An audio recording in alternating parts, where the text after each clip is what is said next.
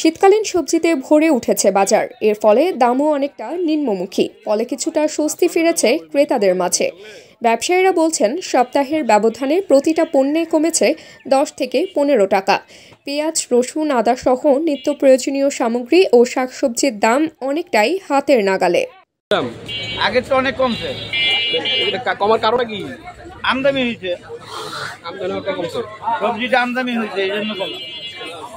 আর এই যে আলু আলু আলু আলু আছে আপনার কাছে দেখলাম, আলু নতুন লাগছে, এটা একটু দাম বেশি।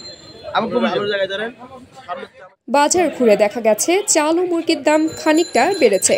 দাম বৃদ্ধির কারণ জানতে চাইলে বিক্রেতা বলেন, দাম বাড়ার কারণ বলতে পারি না, আমাদের বেশি দামে কিনতে হচ্ছে। পাশাপাশি খুচরা দোকানে বোতলজাত সয়াবিনের সরবরাহ বাড়লেও পরিস্থিতি পুরো স্বাভাবিক হয়নি।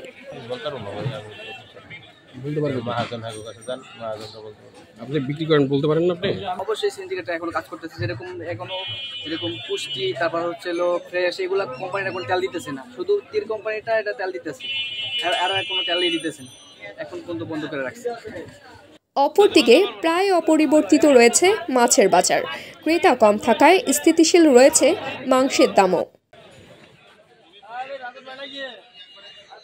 এছাড়া আজ আকার ও ওজন অনুযায়ী ইলিশ মাছ 700 থেকে 2000 টাকা, রুই মাছ 350 থেকে 600 টাকা, কাতল মাছ 380 থেকে 550 টাকা, কালীবাউস 350 থেকে 500 টাকা, চিংড়ি মাছ 800 থেকে 1400 টাকা করে ছিল।